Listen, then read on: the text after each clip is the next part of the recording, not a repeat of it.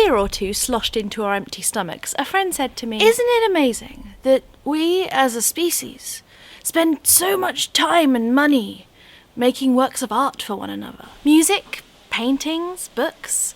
I mean, having enough money that you can dive into it from the high board, or having your face splattered across billboards and juice boxes. They're a nice side effect, perhaps, but they're not really the main ache for creating art. When I think about wanting to be an author, I just think about being contacted by one reader. One person who liked what they read, who understood what I wrote, who felt something from my words. I realised that what we spend all this time and energy on is trying to communicate with one another.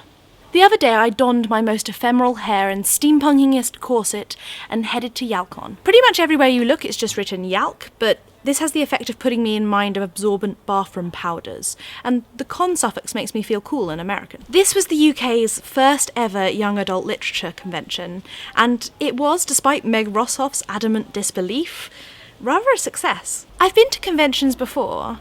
I think I've been attending MCM since I was 15, but the YA section really made this one special. If for no other reason than these areas had slightly less queuing than all the rest did. There were amazing talks on our fascination with dystopias, on fans and fandoms, and one of my favourite, on female writers and female characters. You got to listen to great writers in conversation with one another, and there were so many authors there that I loved.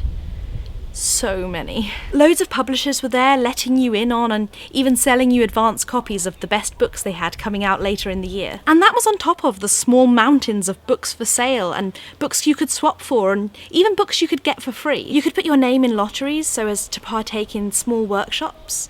Some that helped you with blogging, others that taught you how to pitch to an agent, and the one I was most grateful to attend, one that gave you tips on how to finish those novels you've been working on for years. Along with the amazing stalls selling everything a geek girl could ever want, getting to see the actors from Game of Thrones, and actually being in the same room as Summer Glau, I promise you she's there, this is as close as I could get. There were just loads of amazing bookish people there.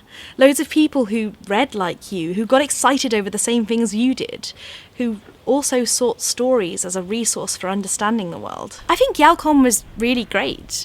New to the convention scene, it tried new things, it risked itself in new activities, hoping they'd be engaging and enticing. I did, however, still feel a lack, which maybe there's simply no way to get around. See, for me, reading is the great cross-section between the public and the private, between internal understanding and social communication. Stories are using layers of language to communicate things so complex that a summary, a simpler way of wording them, or anything but the entire story reproduced exactly how it is to miss that. In reading, in that private act of assigning meaning to squiggles on a page, we have some deep form of understanding, of communication. And we long to continue that communication and attempt it with panels and meet and greets and workshops. But nothing is quite the same as when you sit in the quiet, open to the first page, and make that story come alive. I loved YALCON. It definitely strove heartily towards continuing that great communication you find when engaging with a text. But I do wonder if there'll just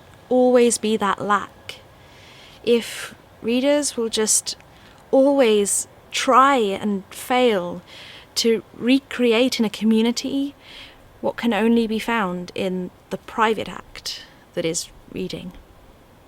Hope that wasn't all too miserable for you. Some quick notes. Firstly, there is still the opportunity to win 6 books from Penguin on my last video.